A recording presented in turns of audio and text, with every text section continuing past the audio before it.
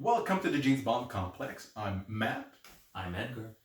and we're doing the little intro and little bridge sequence for our New York video, our Operation Live and Eat Apple Pie. Although no apple pie was consumed during the trip.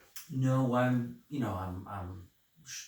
have a regime right now. I can't really eat apple pie. That was last May also. um,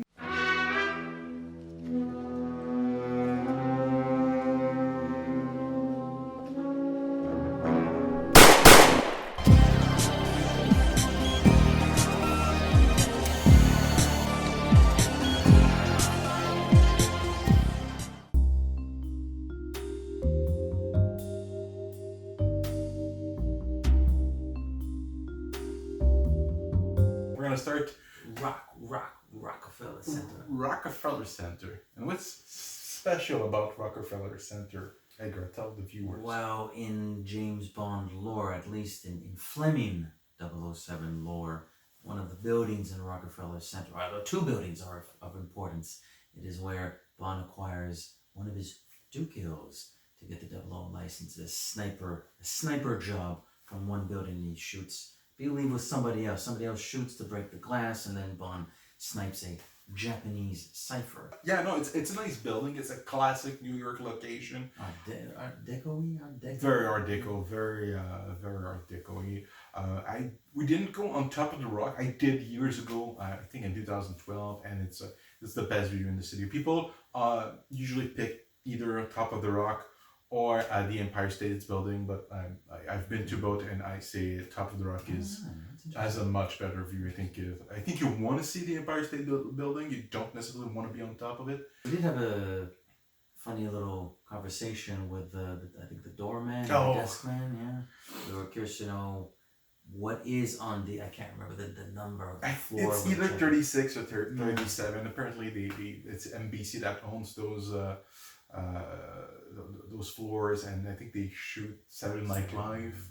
So, but the guy was like, "Why do you want to know that?" And we're like, "It's from a book." We never told him it was. I don't think so. We sort of skirted around the details. We skirted around the geeky details. We just said it's from a book we really like that occurs here. So. Well, in the last few years, I've killed 2 villains. The first was in New York. A Japanese cipher expert cracking our codes on the 36th floor of the RCA building in the Rockefeller Center.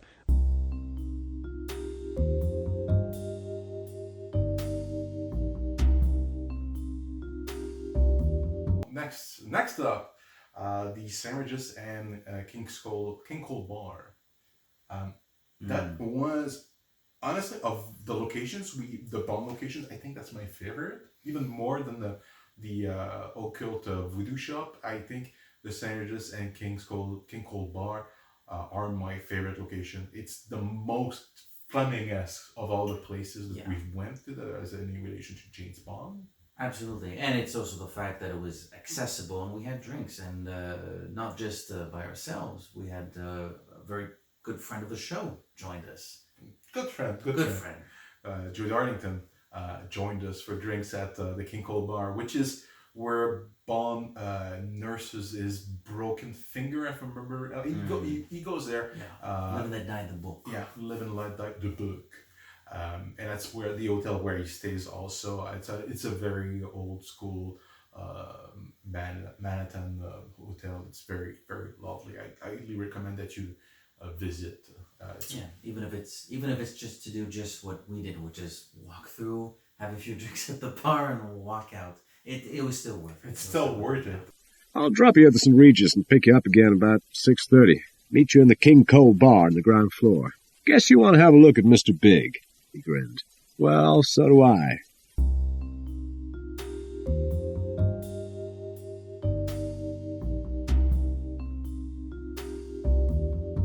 Out of Pennsylvania Station. That's actually it's mostly completely renovated from around Fleming's time. So I mean, he goes. That's where he takes his train in Live and Let Die the book. We went there, but Yeah, it's not exactly a hot spot if you're hunting Bond locations. It's significant in the book. insofar as that's where with a lot of threats on his and Solitaire's life as they go south to Florida. So it's an important sequence in the book and a great sequence of the book. But as far as aesthetically and culturally, you know, it's a train station. It's the Bonaventure station in Montreal. And it's functional. Just more busy. Bond cradled the telephone against his shoulder and reached for a pencil and paper. "Go ahead," he said. "Pennsylvania Station, track 14, 10:30 this morning. The Silver Phantom. Through train to St. Petersburg via Washington, Jacksonville, and Tampa. I've got your compartment. Very luxurious. Car 245, compartment H. Ticket will be on the train. Conductor will have it."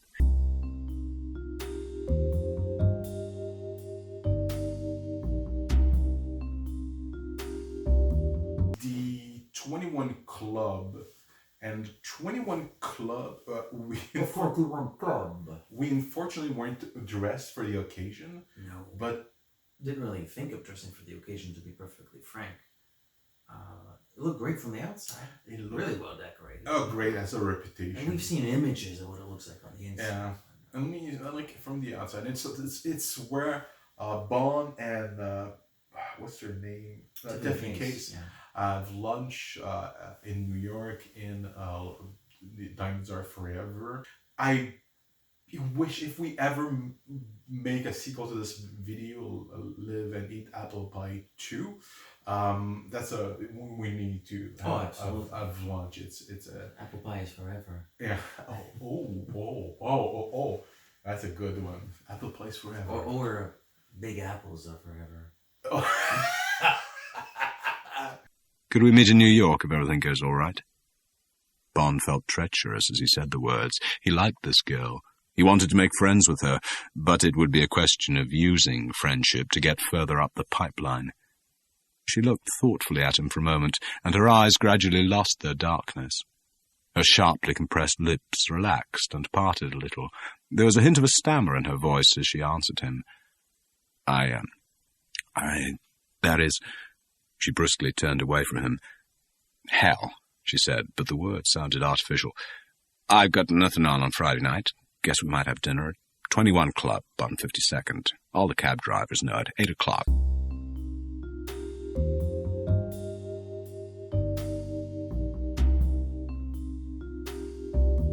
It's the fire hydrant, and it's the stupidest location I took you to. That was one of the last things we did. Yeah, it is the last thing we did. That's the most walking we did, like at over 25,000 steps.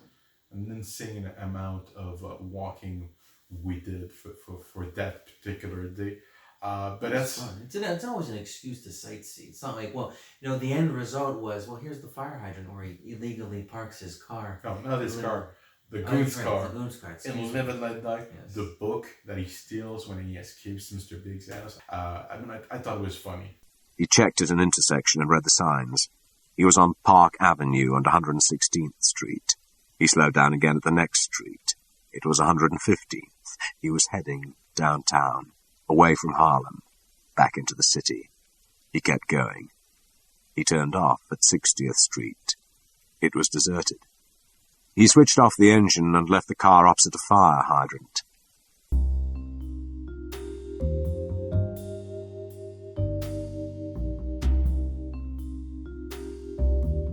New York Zoo is next up. Very nice place. Very nice place. They're all nice places. Yeah. But this was a little bit different because it has it's outside. It's a park. It's a zoo. I heard there was an old arsenal when you walk down those steps, which was an impressive building. We were there for a mission, though. Yes. There was the Live and Eat Apple Pie mission, but there was a sub-mission. We sort of tried to recreate an element of 007 in New York, which is Bond is looking for to meet up with somebody at the reptile house, but there's no reptile, so the mission ends up being a flop. And I sort of filmed it as if you were James Bond. You were playing James Bond. But it was fun to recreate it. You know, they haven't... Look, the way I see it, Matt, I'll come straight. They haven't adapted 007 in New York. For good reasons. Well, you might think so. I think it's a worthwhile story, so we did it ourselves. Yeah. And it was all New York's fault. One can hardly credit the deficiency. But there is no reptile house at the Central Park Zoo.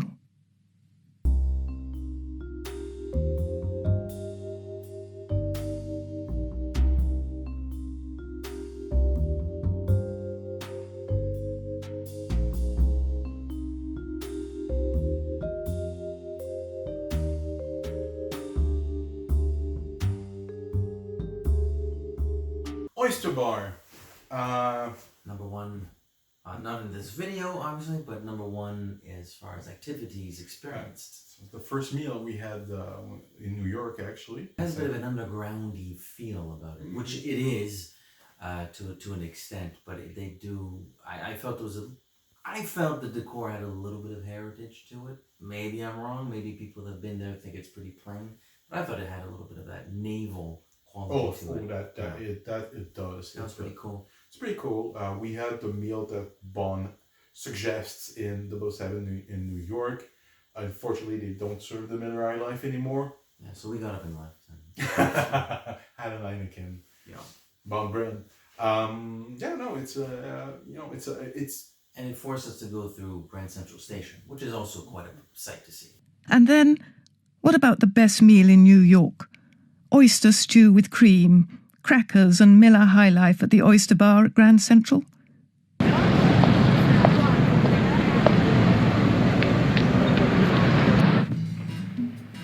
the occult voodoo shop.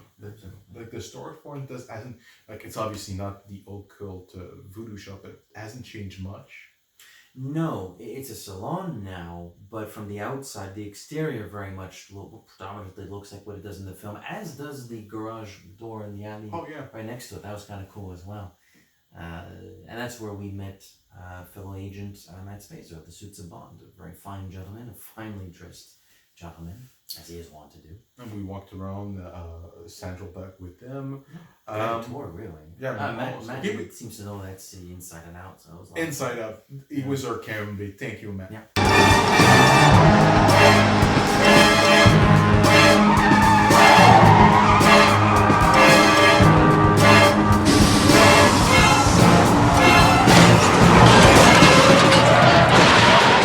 Charlie, the fallen agent that died driving James Bond. Basically, we found the location. We were sort of looking for it, and we found it. It's pretty much on the southern tip of Manhattan Island. I remember we stopped at the corner where the car actually crashes. Had we been characters in the film, we'd be dead. You had your smartphone on you, and we were watching the scenes to recreate what we were doing. That was a lot of fun. That was cute. It was like almost watching, being in the movie. That was cool. Welcome to Spicegate.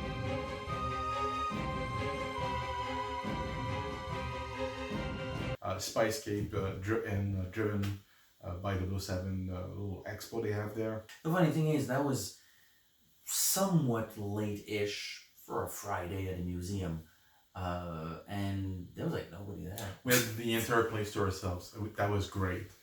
That was fantastic. It was just, I actually enjoy a little bit more the Spicegate exhibit than the Driven by 007. Mind you, it's bigger, but it's interactive. You get to do a little test. They have props from movies, spy movies. They also have actual equipment, and sometimes they had an Enigma machine, an authentic Enigma machine. They found a sub. It was great to see all this equipment, do the test, get their rankings. I think we were both agent handlers. So that's what they give you when you suck. The interactive, the interactive aspect of the Spyscape presentation was a lot of fun. The surveillance camera activity. Oh, that was great. The lasers was fun. The lie detecting test. The lie detecting test did great with that one. Too. It was a lot of fun. It's a shame. It was great seeing the Aston in like a recreation of Q Branch, if you will, with the no smoking sign at the back. I like that. But yeah, there was no interactivity in Driven. The interactivity was Spicegate. You still get to stick your head inside DB5 and smell the 50-year-old leather. That's something. I think that's it for our experience in New York. It was a successful mission. And a pleasant mission at that. It's always pleasant. How could it not be with good friends like Joe Darlington and Matt Spieser? Oh. And a beautiful city, and drinks, and locations, Bond locations, good food. You know what to do. Like, subscribe, give comments, hopefully positive. Don't scream at us, please. You can, but... We can, but we won't listen. If you have ideas, whenever we are able to go back to New York, location we skipped, we haven't discussed, mention it in the comments below. Pour le moment, merci. Toujours un plaisir. À la prochaine. Au revoir.